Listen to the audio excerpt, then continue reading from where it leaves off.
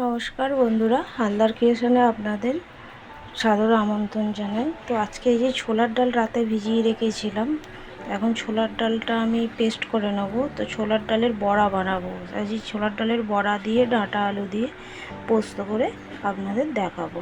তো চলুন, ডালটা এখন বেটে নিতে হবে। তো আমি এখন ডালটা পেস্ট করব। এই যে মিক্সি জারের মধ্যে কিছুটা ছোলার ডাল নিয়ে নিয়েছি, আর এর মধ্যে কাঁচা লঙ্কা আর আদা আর দিচ্ছি জিরে গুঁড়ো।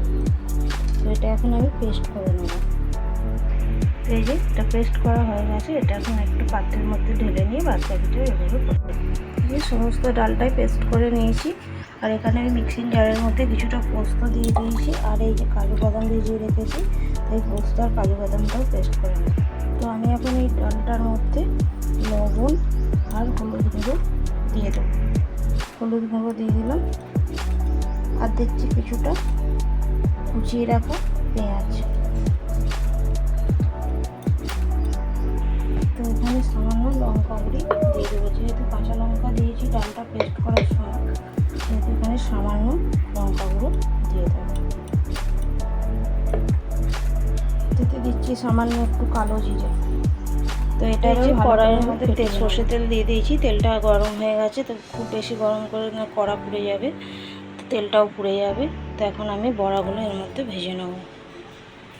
তো এই যে বড়াগুলো দিয়েছি, অল্প কিছু দিয়েছি। তো এইভাবে সব ভেজে নেবো, উল্টো পাল্টে এগুলো ভাজতে হবে ভালো করে। তো খুব সাবধানে উল্টে দিতে হবে।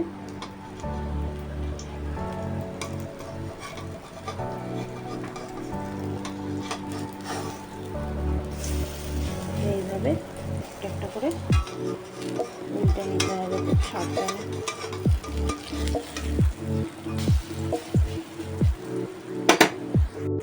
তো এই যে কিছুটা বড়া ভেজে নিয়েছি, বাঁধাকপিটাও ভেজে নেবো। তো এখন কড়াইয়ের মধ্যে যে সর্ষে তেল দিয়ে দিয়েছি, এর মধ্যে একটু কালো জিরে ফোড়ন। তো এই যে একটা শুকনো লঙ্কা আর একটু কালো জিরে এর মধ্যে ফোড়নে দিলাম। এখন এর মধ্যে কিছুটা পেঁয়াজ কুচি আর কেটে রাখা আলুটা দিয়ে দেবো।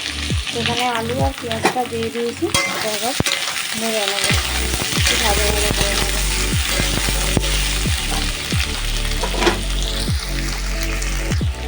তো এখন আমি আলুর মধ্যে লবণ দিয়ে দিলাম পরিমাণ মতো। তখন এর মধ্যে কেটে রাখা ডাঁটাগুলো দিয়ে দেবো।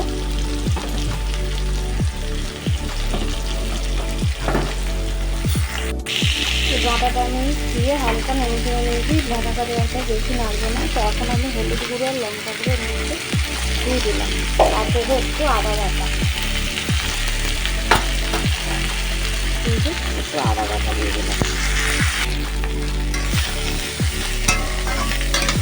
এই যে সব মশলাটা খুব ভালোভাবে নাড়াচাড়া করে নিয়েছি। এখন এতে পরিমাণ মতো জল দিয়ে দেবো। তো আপনারা যদি নিরামিষ করতে চান তাহলে পেঁয়াজটা দেবেন না, পেঁয়াজটা স্কিপ করবেন। তো জলটা একটু বেশি লাগবে, কারণ বড়া দেওয়ার পরে তো ঝোলটা টেনে নেবে, সেই জন্য জলটা একটু বেশিই দিলাম। তো এখন এটা ঢাকা দিয়ে সেদ্ধ করে নিই, ফিরে আসি। তো দেখুন এই যে সূর্যমুখী ফুল হয়েছে, এদিকে ডালিয়া ফুলও ফুটেছে।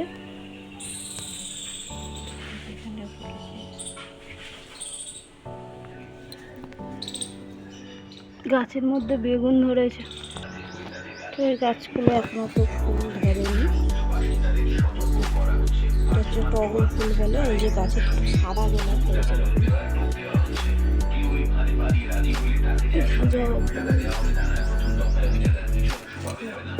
মিনি যে গোলাপ ছোট।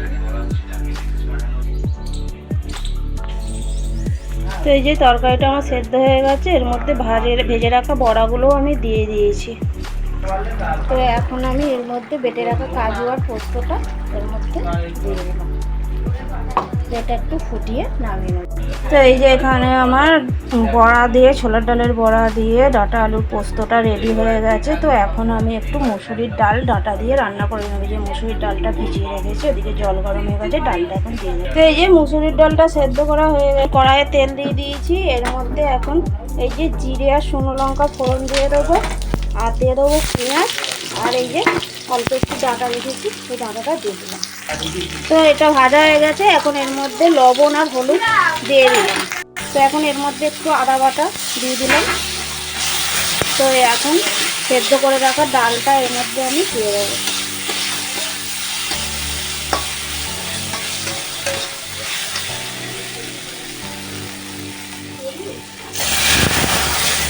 এই যে সেদ্ধ করে রাখা ডালটা দিয়ে দিলাম।